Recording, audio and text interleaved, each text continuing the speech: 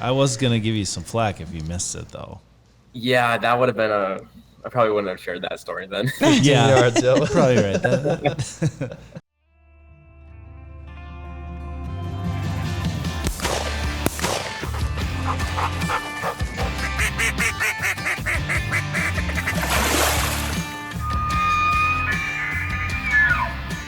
Welcome to the SCHEELS Outdoors Podcast, your source for information on hunting, fishing, and all of your outdoor passions.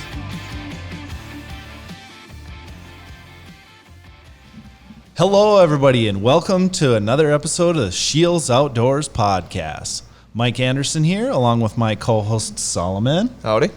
And Ashley. Howdy. Howdy. How's everybody doing this fine day? Yeah, that worked. That worked wonderful. I'm doing great. How are you, Mike? You know, I am fantastic. It's a beautiful day. It's one day closer to hunting season, and we're going to talk with one of our specialty shop managers who's going to teach us all about optics and reloading and maybe a little bit of rifles. That sounds about right. Can't wait. All right. We have with us Dougray Siebenahler, right? You had it earlier. Yes. No. Siebenahler, yep. Siebenahler. Yes. Rolls right off the tongue. Yeah. Wild name. What is your background, ethnicity? Well, my mother's side is all French, and my father's side is all German. German. So, nice. Yep. So that is a German name. You know. German, yep. Yep. We were trying to give like interesting accents when we were saying your last name, or before this podcast. Absolutely butchered it. It wasn't good. Butchered yeah, it. Terrible. But, Do you want to entertain us with those? Oh, no. You don't want to hear that. Okay. You'll spare us. Siebenahler. I'll do that one. That's all you get from me. Anyways, Dougray, talk to us a little bit about how you became an employee at SCHEELS and how you got into these shops and what you like best about them. Okay, yeah. So back in high school, I'm from Lake Crystal, Minnesota, which is about 20 minutes outside of Mankato. I was about 16 or 17, really into hunting and firearms, all that fun stuff. And then there were some SCHEELS postings online, so I applied for it. Did not know I had to be 18 for it. So kind of got my name out there a little bit. And then right when I turned 18, I think it was like a couple days after that, I applied again. Went in as a part-time hunting salesman there. And about 6 months to 8 months later, I went full-time as the ammunition, muzzleloading, and reloading manager.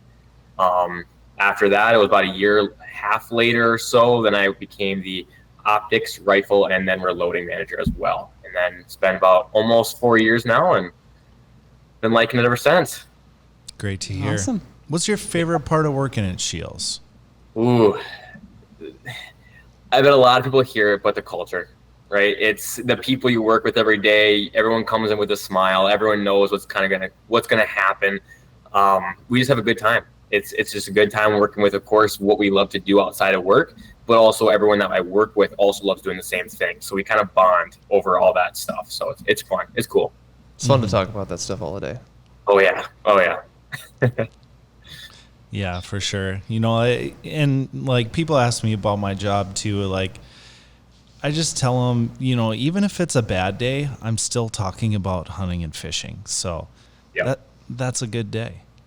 Yeah, I mean, you could have a bad day coming into work, and then all of a sudden a customer comes in, and all you guys are just talking about is a hunt you guys had last fall or a new rifle they're going to pick up, and you just kind of have those small conversations. It just kind of brightens everyone's day. So, Absolutely, there is something about being on the floor that I really find fascinating and enjoyable. Like, I went to the Fargo store the other day to shoot some photos for an upcoming catalog, and I'm walking in the archery shop, and then all of a sudden I run into a guy from my old hometown, and we start chatting and sharing trail camera pictures. And he's like, yeah. I'm looking for, a set of broadheads. And he was looking for some muzzies. And I don't know if we carried them anymore or not. But I was like, I just went to this archery university, and I found these new Annihilator broadheads. And I talked to him about how they create the wound channel and the impact they do, and you can see his eyes kind of light up, and he's like, I haven't shot another broadhead in 20 years besides Muzzy, but you have genuinely piqued my interest. And I was like, yeah, that was fun. You know, I want to do that. Put me on the every floor, day. yeah. Yeah, put me in the floor, coach. Yeah. I'm ready to play.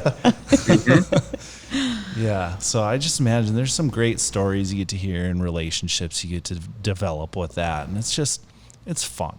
Well, it's fun, like when guys like him will, are experts in our store, and so it's, what do you say? We have to be experts in here or out in the field before we call you experts in here. So it's like you're a true expert. You gotta live it before you living get to do and it. breathing it. Yeah. I had the same start as you, basically part-time hunting sales, but like kind of like what you're saying, the amount of repeat customers that you have come in, and then you can like talk to them before the hunt and then talk to them after the hunt or things like that. Like it's like, it sounds kind of silly, but you almost do bond with like a lot of the customers that you have, because it's like you see them a lot, you talk to them a lot. Exactly. And there's especially a lot of equipment. If I'm not able to use it, and let's say that customer does use it, they come back to the store, they tell me how it went, how they liked it, and then I can at least relay that information from that customer to the next customer. 100%. So kind of almost everyone's kind of gearheads in our area, so you can definitely kind of help each other out with different customer reactions, and yeah, it's pretty sweet. Yeah, I imagine it's nice to get like brutally honest feedback about things too. It's honestly, I'd rather have that than anything. Even if something bad happened, hey, at least I know, so why not? Yeah, so you can just kind of prepare for, future questions that other customers might have. Exactly. Definitely. So between the shops, which one's your favorite? Ooh, You probably saw that question coming. yeah. I would Can't have definitely a have to say favorite child. optics. Yeah, I would definitely have to say optics. Reloading, I'm still a bit new at. I'm still learning a lot into that shop. It's almost kind of like cooking and baking and grilling. I'm going to say that a lot, but there's a lot of recipes you could go in with through that. But optics, it's just, everything just makes sense, but there's a lot of new stuff coming out all the time. But it's just that one category that you need to have good equipment to make a successful hunt. So it's a pretty sweet little area. Yeah, there's a lot of things you can just kind of get by with, maybe like baseline stuff. But man, if you're going to invest money in something, it's going to be optics, or it has to be. Optics That's is like, the biggest thing with a lot of our, if we sell a rifle or a firearm, I mean, if they're spending $500 on that rifle, they hopefully are getting something that's $500 for an optic or more, just to help that rifle's accuracy, helping you out in the field or at the range. So definitely. it's such a cliche thing, but like optics is definitely the category where you need to implement the buy once, cry once mentality. Because like, if you come in at the baseline, that's fine, especially if you're like, or if you're new into optics or an entry-level hunter or something like that, just to get something in your hands, that's awesome. But like, once you get a taste of something nice, it's hard to go back. Like, throw some Swaros in your hand or something like that, and your expectations go, whew. Yep, you can't go back from it. Yeah. Yeah, it's like if you buy a big jacked up truck and want to go off-roading, and then you put racing slicks on it. It's like, that's not what you want to put on that. Sure. Yeah. Got to get something to match. Right. Just more reasons to spend more money is what I'm hearing. No. Yeah, just like you need two bows. You need a backup bow, you need a primary bow. You need Last backup podcast, optics, yeah. primary optics, yep. Yep. How about this? How about we do some rapid fire stuff for optics in general? Rifle scopes, binos, spotters, stuff like that. I'm just going to give you one category of those, and then you give me one optic that you would pick, or maybe you already have it. Maybe you're using it this year or something like that. Yeah, of course. So let's just start out with rifle scopes, get the gun stuff out of the way. One scope, if you had to use it this whole year for everything you're doing, just pick one scope. What do you got? Leopold Mark V, 3 to 18 by 44. I love it. I think that was the same answer you gave when we went to the Leopold University too for that question. Probably. That thing is just, I can't go into anything else. Yeah. Give me the rundown. Why is that the one? So I've used it for the past couple years now. I have them on all my firearms. They just run. They just work. They're a bigger, heavier style optic, but you're getting a lot from that. Bigger field of view, a lot more elevation and windage adjustment. You get a little bit different reticles inside of them as well. But a smaller scope, you really just can't get too much out of it. You really just can't. Where that bigger mainframe scope, you can do anything under the sun with it, which is really cool. From competition shooting, long distance shooting at targets, to let's say a really dark, let's say sun's going down deer hunt and you're trying to shoot 400, 300 yards away at a mule deer that's kind of bedded down under a tree. You can do everything with it. So, do you find yourself like because being from Minnesota, obviously, you probably don't have quite the Western like array of like distance to shoot, but like do you find yourself utilizing that scope to its fullest capabilities, whether it's at the range or in a hunting scenario? In Minnesota, that's one hard part. Minnesota, where I'm from at least, a lot of it's all slug gun. So it's open sights, you're shooting 100 yards, maybe max, where a lot of that optic quality, you're going out west, or you're going to go competition shooting is kind of my thing. That's kind of where you mostly see it the most. Sure. Yeah. Do you do a lot of competition shooting? I just got into it last summer. One of my buddies got me into it, and it's a lot of fun. It's been a good time. All of a sudden, his like face lights up there. So I was like, okay. Absolutely. Yeah. Absolutely. Okay, so that's rifle scope. Let's go next up. Binos. One pair of binos. Everything though. Can't just be for whitetails. Got to be for your competition binos. Got to be everything. Okay. For two of them, then I'll have to kind of give you two options. Okay. All right. That's fair. So for hunting, everything used Vortex Razor HD 10x42. Nice and small. Again, I've used them for the past couple of years, but how small they are, but the optical quality you're getting out of them is superb. I mean, they're just a great option, especially for the price point. You don't have to spend $2,000 or more to get something that's amazing. Now, if you are trying to get a little bit of distance on there, you're looking for that one package, that's where I go with the Vortex Razor UHD 18x56. Big dogs. So a lot bigger, but it's meant for its specific reason. Do you use those when you're kind of marking stuff in competition at all, or do you use a spotter for that? Mostly binos. You can carry those around a little bit easier. You have one option. So Gotcha. Yeah. Gotcha. Leading into the next one, spotters. Do you use a spotter at all for anything? A little bit. So hunting, I used a little bit more of it. I have like a mini spotter. It's a Swarovski ATC 17 to 40. It's the same size as like the binos, but you are getting a lot more magnification out of it. So Gotcha. Those compact ones are just fantastic. Not having to lug around 7 pounds of glass in your pack all the time. Especially in like Western hunting situations 100%. Where weight really counts and how much you can fit in your pack. Definitely. Yep. Next up, rangefinders. Do you use different ones for competition shooting than you do for hunting or not? Honestly, no. There's a bunch of different styles out there, of course, like everything else. The brand new one that just came out, I know you got to experience it, but the RX 5000 from Leopold, phenomenal unit. Again, a little heavier, but with how much it can do for you, holy cow. That thing is kind of a powerhouse in the area. Yeah. For the people that don't know, give us the rundown on what that can do. Yeah, so the RX 5000, it gets out to 5,000, 6,000 yards on bigger targets, whatever you want to do. But also the biggest thing about it, it will link up to like your Apple, Google, or your kind of Go Hunt apps. So if you want to pin a location, you certainly can do that. So it's kind of the main thing about that unit. Yeah, it's pretty slick. That's legit. Yeah, hooking it up to Onyx and Yeah. you press a button and it drops a pin on Onyx and you can figure out how to plant a stalk or how to find a downed animal as the sun's going down. You know, you shot one across a ridge. It's legit. Or even just being in the stand and marking the last spot of where you saw a deer before it runs through the cattails or something, so you can come back in the morning and find blood. Yeah, that's a slick unit. You can do just about everything you need with that. Yeah, Exactly. definitely. I got a bonus category for you. Oh boy. Ooh, Thermal optics.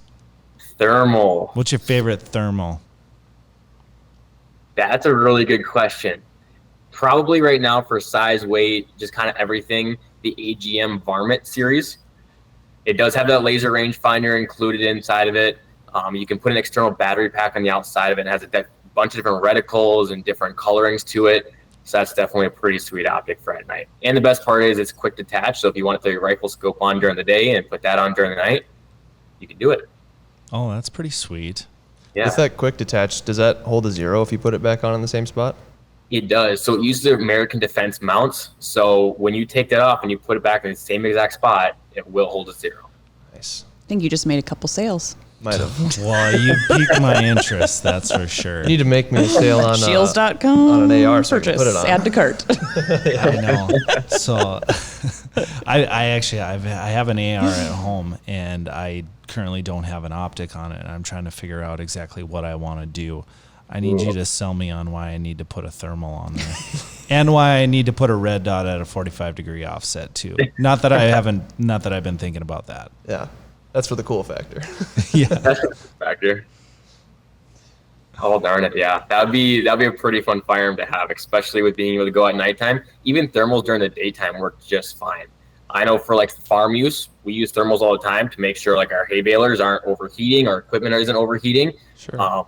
But also for animal use, if you want to, let's say, go shoot varmints during the daytime, you can easily do that. Have them kind of seeing through, like, say, taller grass or heavier brush. You can do that with them. So it's not a bad idea. Is it like as good a quality seeing obviously through the whatever it is, the screen and the thermal? Is it just as good quality during the day as it is at night, or is it just a little bit less because of the light and the heat from the sun and stuff? It is a little bit less. Now it still looks great, but it is a little bit less because that sunlight, because how bright it is, and everything is hot from Sure. that sun. So it does kind of hurt a little bit, Sure. but you can definitely still make out an animal just fine. Gotcha. Okay. Question from just, general lack of knowledge. I mean, I've used thermals, but it's always been at nighttime. So Yeah. if you're wanting to use one during the day, is there any companies that make one that like it basically just turns into a regular optic, or is it always that like electronic image?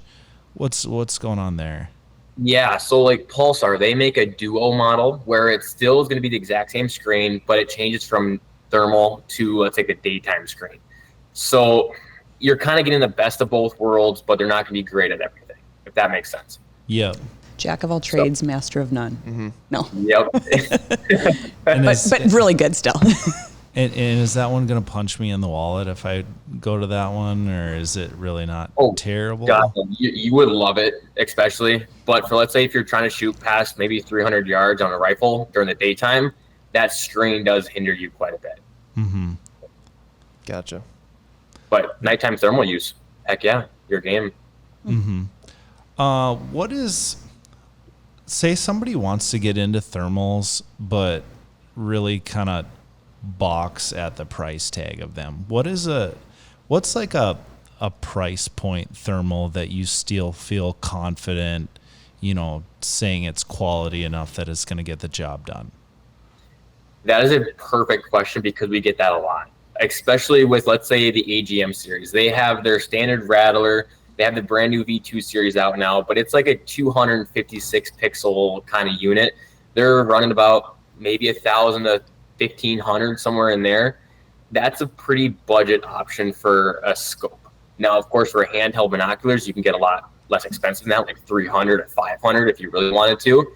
But with all thermal hunting, the problem is that you're only going to be able to maybe shoot accurately out to maybe 200, 300 yards, maybe not even further than that, just because you don't have any depth perception. You can't really see exactly, unless you have it staked out, how far that animal is at night without like a laser rangefinder inside that optic. Mm-hmm. So like those series with a little bit less pixels than, let's say, a varmint that has a 640 pixel design, the quality the animal doesn't look like from the human eye standpoint. The 640s, it looks well defined. You can tell if it's your neighbor's dog versus a coyote or a horse versus a coyote at a certain distance. With a 256, you might have to question a little bit and maybe get a little closer to it. Mm-hmm. But it's a great starting unit, though. Mm-hmm. Just to call something in and get it close enough to blink at? Absolutely. You do much thermal hunting at all? A little bit. Our area, mostly we do a lot of more daytime hunting for coyotes especially. Sure. But thermal is definitely a lot of fun.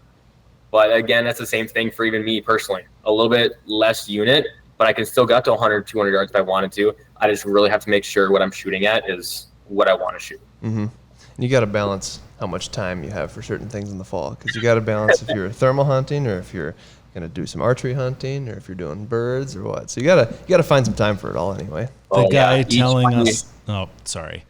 guy telling us to have balance in your life that doesn't even have kids yet. It's okay. Right now it's all right. eat, sleep, hunt. Yeah, pretty much. He's at it, yeah. Eat, sleep, hunt. Trying to train a bird dog, but we'll see how that goes. Oh, yeah. Yeah. So speaking of hunting, what are you planning on doing this fall? You got anything planned out? This fall, I'm pretty low-key right now. A little bit of pheasant hunting, as much as I can for that. But always kind of family traditions. Going to be the first weekend in November, slug hunting down here in southern Minnesota. Nice. So that'll be a couple weekends in November, and then I think that's going to be it for me, at least, for this Nice. fall. Keep it low-key. And you putting in preference for other places to get out west maybe sometime? Yes. So hopefully next fall, that's where Wyoming, Montana, and South Dakota are going to happen. So I got some points for elk, what else do I have? Elk, mule deer, whitetail, and then antelope. Nice. For all those states. So, All the fun stuff. all the fun stuff. Yeah. They can make a big loop of it. It'd be fun. Yeah, that'd be a big Just year. take the whole fall off and just go to every single state. Why not? Just- Hopefully a couple. Hopefully a couple. Yeah, that'd be awesome. And is this a family affair then too?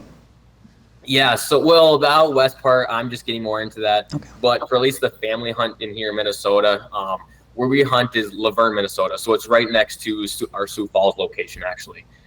Down there, it's a family tradition. I'm the 3rd generation hunter on that property, and it's been a lot of fun so far. So it's kind of more just like hooking up with the guys, saying, hey, how's it going, and hanging out with them and do a little bit of hunting as well. And But your keep that sister tradition too, alive. guys and girl.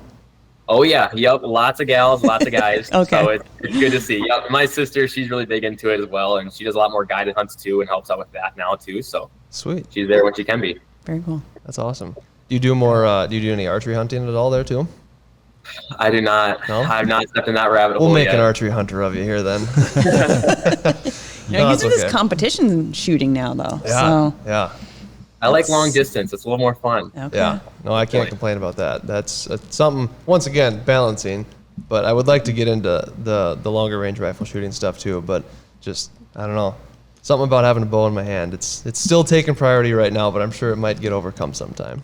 That's what I hear. Every archery hunter, they cannot go shoot rifles or shotgun just because of the adrenaline rush, being how close you are to an animal. It's crazy. It's Yeah. cool though.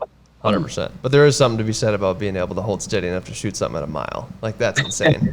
That is pretty cool. That is Yeah. fun to do. Yeah, that's Definitely. kind of the same boat I'm in. Like, if you give me an opportunity to shoot an animal with a rifle or a bow, I'm going to pick the bow just about every time, except for turkeys. Shotgun all the way there. But there's something just wicked satisfying about, like, long-range shooting and pulling that trigger and then, like, waiting and then finally hearing that plink. It's like, yeah, that was pretty cool. Yeah. Oh yeah. Well, and it's kind of funny for long range shooting. I mean, especially when you're doing that, you want to shoot to that mile mark or that 1,000-yard mark. When you shoot that 300 for the first time, anything from 100 to 200 yards it's almost boring at that point. You have to keep shooting further and further to get that adrenaline rush, to get that good feeling. Where I feel like the archery hunters like you guys, it's instant every single time. Yeah. 20 yards, I mean, for archery hunting, you could say it's a chip shot, I guess, depending on who you are. But, like, if you ever go shoot, like, those total archery challenge events and you're shooting, like, 100, 110, 120, like, you're like, 20 yards? That's a piece of cake? No. That's the 100-yard right? rifle shot. But, Yeah, cool. that's where they're really similar. You know, like, you start shooting out at 1,000 yards and then you move to 150 and it's like, yeah, this is super easy. It's just like, you know, you start shooting 70, 80, 90 with the bow and then you move back into 20. It's like, wow, this almost feels like cheating now. So, Right. Yeah. Exactly. yeah. so So how much do you two know about reloading? Just about zero. I don't know a whole lot about it. I've reloaded some shotgun shells in the past, and that's about the extent of my knowledge. Okay. So bestow upon us some reloading knowledge. Yeah, I've gone to hunting university before, Sure. So I got like the overview of things, but it came at me so fast, and I didn't really know a lot to begin with. I was like, that was a bunch of great, useful information, but I can't retain that much brand new information. Sure. You got a couple at nuggets one in- time. So yeah, I definitely got some nuggets in like learning a little bit, but yeah, why don't you dive into reloading a little bit? What it's all about, what you enjoy about it. Yeah. So you guys, you're up in Fargo. You know those winter months. They are cold. They're harsh. They're not very fun to go out and do a lot of things. Reloading for me, that's the best time to do it. I mean, you sit inside, you make some precision rounds, have a nice time doing it, but also be able to, when you're done with it and going out hunting or shooting, you have some of the most accurate ammunition on the market that you probably can't even buy factory. So that's kind of the biggest part for why a lot of maybe guys are doing it. But yeah, it's a rabbit hole. There's a lot you can do with it. There's a lot of different recipes that you can go with it. I'll make the analogy again. It's like cooking, grilling. There's a lot of different things you can do with it. So I a like lot of being fun. able to think about sitting inside when it's negative 15, drinking a cup of hot cocoa and just pushing the press down, making some rounds. oh yeah, Yeah, like what does that process look like then? Yeah, if you can, walk us through a couple of maybe just the kind of the beginner steps of how a guy would get started in it. Yeah. So the biggest thing, if you want to get into it, you don't have to spend an arm and a leg getting into it. There's a few pieces you need, maybe up to 10 different parts you might need, but you can start collectively getting those parts right now at the range. So right away, start shooting your rifle, handgun, whatever you want to do, and start collecting that brass. When you start collecting that brass, you're going to want to make sure it looks good, wipe it off, make sure there's no cracks or dents or anything crazy inside of there. And then there's basically cleaning you have to do with it. The cleaning is you're going to buy a tumbler, throw some media and solution inside of there. And we can talk about that a little bit later as well. But you just basically clean that brass so it looks super shiny and it's ready to start reloading. After that cleanliness of that brass, basically you're going to get into making sure that brass is prepped and ready to go to start putting powder and bullets in there. So de-priming it, getting that old primer out of there, put a new primer in, and then also resizing that brass to make it go back to that factory setting so you can start putting that bullet in there. After you resize it, of course you're gonna start trimming it down to the factory spec because it's gonna elongate. Just trim that down. You're gonna dechamfer it a little bit, make sure all the edges are nice and clean, pour powder in, and then seat that bullet. That's basically it. So it's a very simple process when you talk about it, but all the steps in between there, that's when you're gonna want to kind of deep dive into it and make sure you're doing a good job. So regardless of like how far somebody is into the reloading rabbit hole, they would need a press of some sort for the most part, right? Yeah, they're going to need some sort of press to even do any of that stuff, or at least the biggest two steps. Mm-hmm. So, Gotcha. Yeah. For the kind of the beginner guy, a single stage press is going to be the easiest to go off of, and then they can watch their reloads a little bit better. I mean, of course, you're actually watching every single round that's getting getting done. So I'll definitely be the first thing to do. Can you just explain a little bit the difference between like a single stage versus a progressive press for people that don't quite get what that might mean? Yeah, of course. So single stage, you have one spot to put a die, and you're doing one round at a time. You're putting one round in the press, you're watching everything that happens to it, and you're done. The progressive press has maybe 4 to 6 to 10 different stations on that press. So every time you bring that handle down, you might be doing 1 step to 10 steps at once. So single stage presses, you're doing for accuracy. You're doing it because you want to take your time and making sure that round is perfect. Progressive presses, you're probably going to be doing that for the reason of you're shooting a lot of 9mm or 223 at the range, and you just want a big bulk assortment to take with you. You're not probably caring about shooting bullet holes inside of bullet holes at 500 yards. You want a good group, but you want a lot of ammunition at once. Yeah. This is probably the most broad question of broad questions, but is there like a general number that you would give to somebody on when they should transition from a single stage to a progressive, just like in terms of time savings? Or is it you just kind of generally say like if it's handguns or AR style stuff, then maybe progressive would be better for a time's sake? That's probably the easiest way to go about it is that right there. Bolt action, hunting, anything you want to do precise shooting with, just stick with your single stage press. That's where all that fun stuff's going to happen. But if you want to go through 300, 500 rounds of 9mm at the range in a couple hours, go to progressive. So your 223s, AR-15 style firearms, handguns, I would definitely just stick with progressive. Gotcha. So why would people choose like to do reloading over just buying ammunition? Great question. Yeah, that's a perfect question. So some people, depending on where you're at with reloading, you can save some money. Okay. You can definitely save, let's say 9mm. You can save up to 10 cents a round. Now that's not a lot, but now if you do a progressive press and you get 1,000 rounds done in an hour, 7 times 1,000, I mean, you just saved a lot of money right there. But for the precision guys, now if you have a cartridge that's shooting 1,500 feet per second, the standard deviation, which basically means the different changes between each round that you're shooting, could change 20 to 50 to 100 feet per second each round. So if you want that accuracy out to distance and you want to keep that accuracy through your rifle, you can do that with reloading. You can make sure every single load that you charge is the exact powder amount, the exact bullet is seated in the exact way you want it to. So you can put more time and effort to make those rounds more accurate. Do you use that for your competition shooting? Yeah, Okay. that's probably a perfect way to do it. Yes. Yep. Okay. Because I'm like, then you would know, but also I'm sure there's like regulations, right?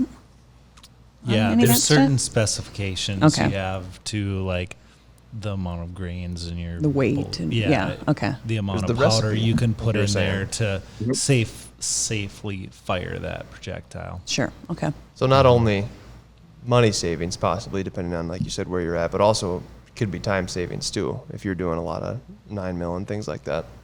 Exactly. Time saving as well. Yep. Yeah. Was anybody convinced yet? Because I think single stage might be in the future for me sometime. Well, this in a long winter, you know. That's true. You That's were true. already thinking about your coffee cup, you Yeah, know. I'll shoot the bow in one area and then I'll go reload in the other, right? So have you gotten Yep. into that then? I have, yes. Okay. So I do have a single stage press, and I've gotten into it now, and it's a good time. It's fun. What do you reload? So right now it's just 6.5 Creedmoor and 308. I'm getting into deeper calibers here coming up, but those two right now to make sure I'm well learned and I'm making sure I'm doing the right stuff before I start, of course, selling it to customers, all that fun stuff. But your calibers right now, that's all I need right now, so it's all I'm going to do. Have you noticed a change in accuracy between the rounds you reload versus something you'd buy off the shelf? A little bit. So for my 6.5 Creedmoor, out of the box ammunition, let's say the Hornady ELDX round, 147 grain bullet, 100 yards, 1 MOA, 2 MOA accuracy, maybe even out to 500 yards, you're getting that same thing, depending on how good of a shot you are. For my reloads, I can probably turn that 1 MOA group to a half MOA, maybe that half MOA all the way down to bullet holes or just bullet holes. I mean, it doesn't look like there's a group whatsoever. So you definitely do start seeing that accuracy.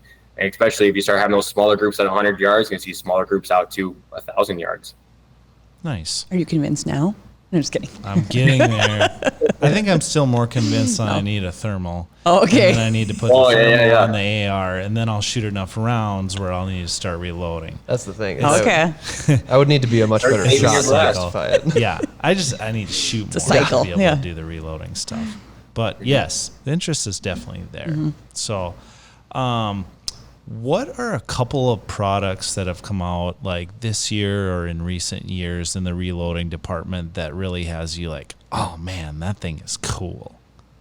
Yeah, so there's going to be a couple products out there. One from Area 419. They are a precision grade company. They do tremendous things in their market. They have their press that they just released. Gosh, it might have been a couple years ago now. But it has a turret design. You can put maybe 4 or 5 different calibers on that one turret. Once you have your die set, you never have to touch it again. Most single stage presses, they only have one spot for one die. So when you're done doing that stage, you just take that die out and put a new one on. So every single time you do that, you have to remeasure, redo your steps to make sure it's how you want it. Where the Area 409 press, I mean, when you have that die locked in there, you're good. You have 9 stations on that press, so it's pretty sweet to have. How is that different than like a progressive press then? I guess because it's not doing multiple steps at the same time, I guess? Yes. Yeah, so that's a perfect question. So when a lot of people look at that product, they're like, oh, that's progressive. It's not, which I'm glad you asked that question, was when that turret is on that press, it's locked down with like a torque wrench, and it's not moving whatsoever. Every time you pull that down, you're only doing one step.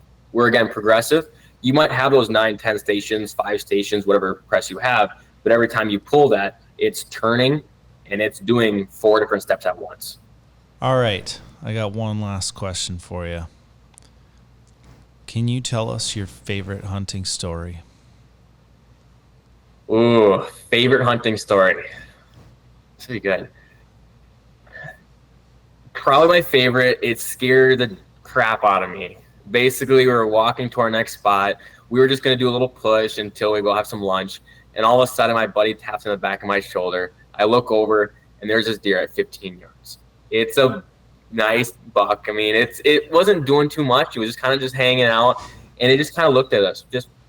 It was kind of more of the connection with it than actually the hunting portion of it. And that's the biggest thing with hunting. It's amazing that we can go hunt animals and feed the family or whatever reason you're doing it for, but being able to have that connection with nature and being able to have that connection with just looking at that buck eye to eye and just be like, wow, that thing's at 15 yards and that thing is just staring at me. And you can see the whole body, you can see the antlers, you can see everything. I'm standing there shaking. I'm like, what am I supposed to do?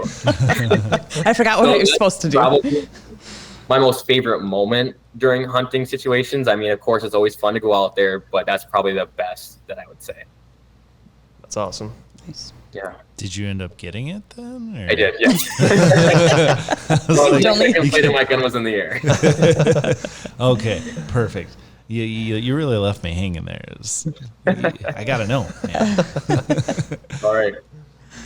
I was going to give you some flack if you missed it, though. Yeah, that would have been I probably wouldn't have shared that story then. Yeah, yards, yeah. probably right. Not my favorite story. We'll just keep that in the memory bank and not share it. Yeah, right. Oh, all right, Dougray. Well, thank you so much for your time, your knowledge. Thanks for having me. If anybody has questions, put it in the comments below. We can reach back out and get an answer for you. If you're interested in any of the products we talked about, make sure to head to your local store or visit us online at SCHEELS.com. And with that, thank you all for listening, and see you next time.